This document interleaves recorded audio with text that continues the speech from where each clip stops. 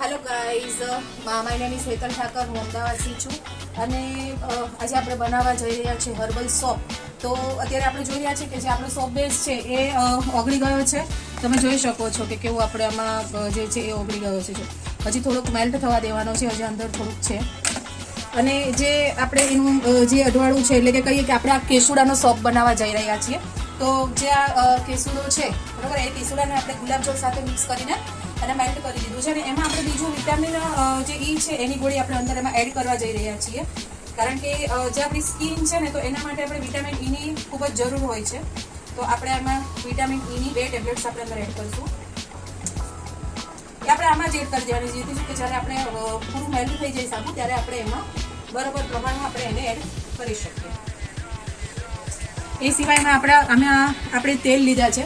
આમાં 5 પ્રકારના તેલ અલગ અલગ પ્રકારના લેવામાં આવે છે, જેને મિક્સ કરીને મેં અત્યારે એક જ ઓલું કરી દીધું છે. કારણ કે અલગ અલગ આપણે નાખવા જઈએ તો અંદર કોઈ મિસ આઉટ થઈ જાય, એટલા માટે મેં આ બધા જ તેલને સરખા પ્રમાણમાં એક જ ડબ્બીમાં ભેગા કરી દીધા છે.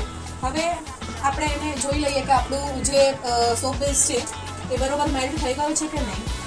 તમે જોઈ શકો છો, જુઓ આપણે આમાં એક પણ ક્યાંય સોપ બેઝનું જરીક પણ ગઠ્ઠું દેખાતું નથી. એટલે આપણો સોપ બેઝ બરોબર પ્રમાણમાં મેલ્ટ થઈ ગયો છે. હવે આપણે જે છે એ આમાં જે આપણું તૈયાર કરેલું હતું કેસુડાનું એનું અઢવાડું એ આપણે અંદર એડ કરી દેવાનું છે. તમે જોઈ શકો છો દોસ્તો, મેં જ્યારે જો અંદર એડ કર્યું તો જો એનો એકદમ કેસરી રંગ આવી ગયો છે. જુઓ તમે, જુઓ કેવો કેસરી એકદમ રંગ થઈ ગયો ને.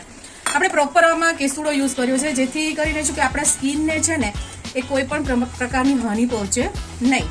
તો એના માટે મેં એમાં પ્રોપર જોઈ લો થઈ ગયું છે ને એકદમ કેસરી કેસરી.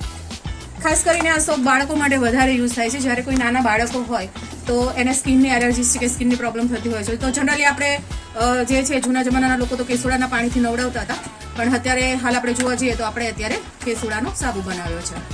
તો તમે જોઈ શકો છો બરાબર પ્રમાણમાં મિક્સ થઈ ગયું છે બધું. હજી આપણે એને બરોબર મેલ્ટ થવા દઈશું.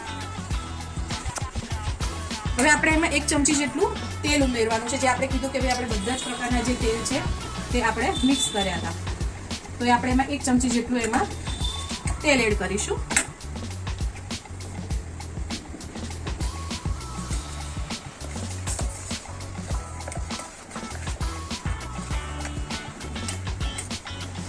જો દોસ્તો થઈ ગયો છે ને એકદમ કેસરી કેસરી.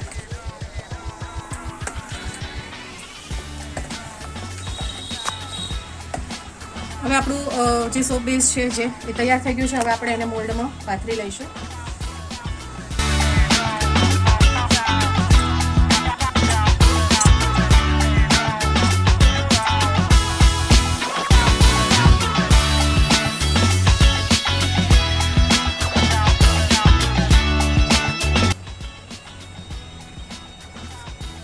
આ આપણા સોપ થઈ ગયા. સોપ બેઝ આપણું પથરાઈ ગયું. હવે આપણે એને ઠંડુ પડવા માટે મૂકી દઈશું. જય શ્રી કૃષ્ણ.